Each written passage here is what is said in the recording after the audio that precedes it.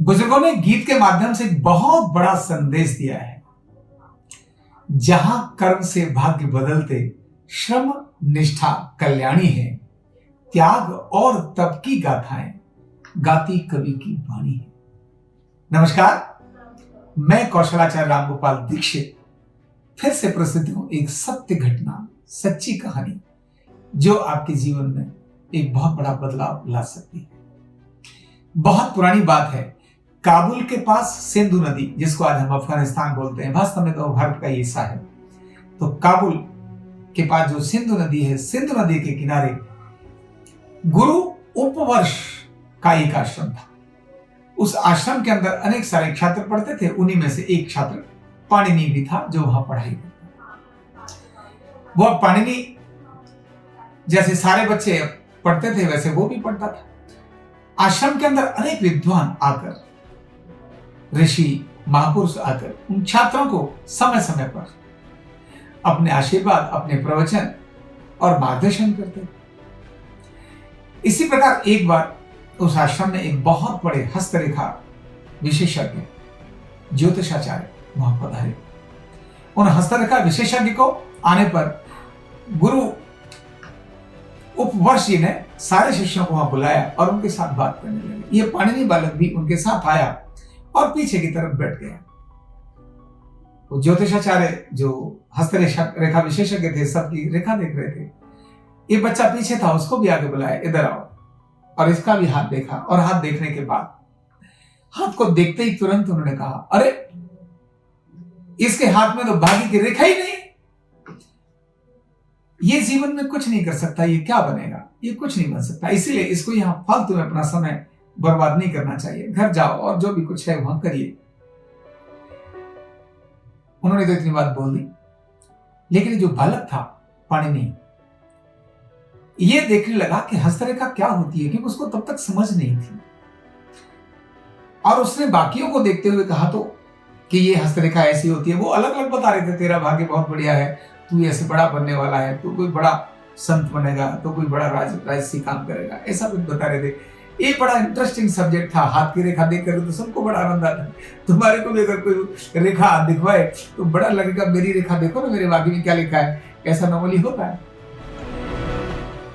तो इस बालक के मन में भी जिज्ञासा थी। इसने उनसे पूछा, हे महोदय, मुझे बताइए ये भाग्य की रेखा क्या होती है और कैसे होती है।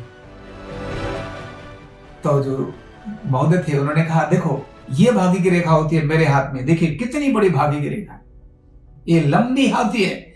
ये जिसकी जितनी लंबी होगी वो उतना भाग्यवान होगा, उतना बड़ा बनेगा। उस बालक को समझ आया कि रेखा अगर भाग्य का निर्माण करती है तो मैं एक काम करता हूं। वहां से उठा और पाणिनि सीधा रसोई के अंदर पहुंचा। वहां जहां गुरु माता थी, गुरु माता से छुपकर बचते हुए उन्होंने चाकू उठाया और चाकू उठा करके हाथ के अंदर इस तरह से ऊपर से एक जबरदस्त रेखा, जबरदस्त यहां से कट मार दिया। चाकू से जब कट मारेंगे तो क्या निकलेगा? ब्लड ही निकलेगा, खून निकलेगा, रक्त निकलेगा। तो उसके रक्त बह रहा, जब रक्त बहने लगा तो उसने तुरंत हाथ से ऐसे दबाया। जब दबाया तो गुरु माँ ने देख लिया, वो तुरंत दौड़ी, अरे ये क्या किया तूने? उन्होंने कहा, कुछ नहीं गुरु माँ, मैंने ऐसे ही अपने हाथ में एक छोटी रेखा बनाई। गुरु माँ दंग थी। तब तक ये बालक दौड़ा दौड़ा वहां गुरु जी के पास गया, जहां पर हस्तरेखा विशेषज्ञ।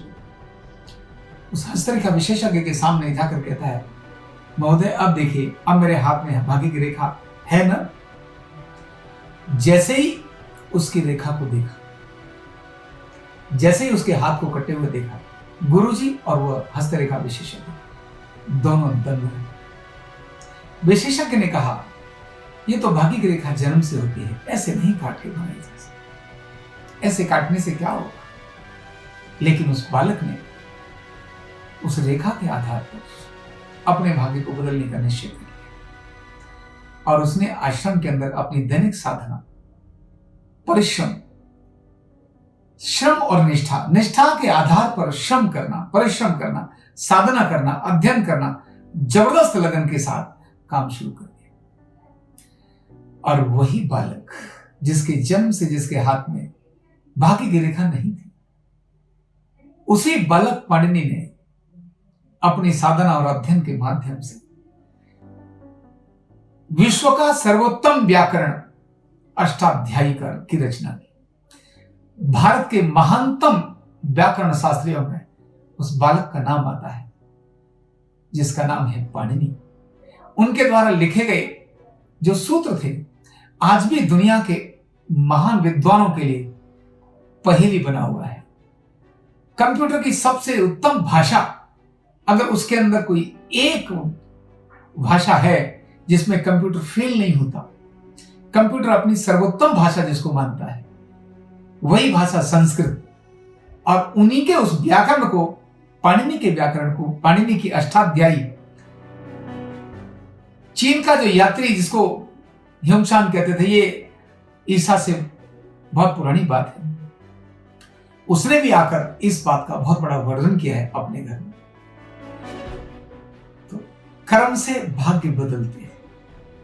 जहां लोग कर्म की तरफ ध्यान देते हैं, निष्ठा की तरफ ध्यान देते हैं, समर्पण की ओर ध्यान देते हैं, जहां भाग्य की रचना कर्म से की जाती है, ऐसा हमारा गौरवशाली इतिहास, ऐसा हमारे श्रेष्ठ महापुरुष हमको ये बात बताते हैं।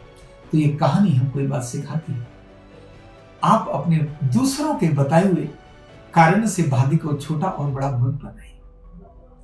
भाग्य की रचना कर्म के आधार से होती है। सुबह उठने के बाद पहले 5 मिनट आपने क्या किया, ऑफिस में जाने के बाद पहले 5 मिनट आपने क्या किया, बस यही तय करता है आपका भाग्य कैसा हो। इसीलिए भाग्य बदलना है तो न्यूरोथेरेपी सीखना है। और मैं आपसे कहता हूं, मन के तनाव, मन की चिंताएं सारी दूर हो जाती हैं जब हम कर्म को प्रधानता दे देते हैं, कर्म को आगे ले लेते हैं। इसीलिए मैं कहता हूं आपसे, आओ सीखें न्यूरोथेरेपी और मिलकर करें कुछ ऐसा जिससे स्वस्थ रहे परिवार, सुखी रहे परिवार और बचे देश का पैसा। एक फिर मिलेंगे एक प्रेरणादायी नई कहानी के साथ। तब तक आप स्वस्थ रहें, प्रसन्न रहें और मस्त रहें। और चैनल को सब्सक्राइब करें। और ये कहानी आपको समझ आई तो दूसरों को जरूर शेयर करें। बहुत बहुत धन्यवाद।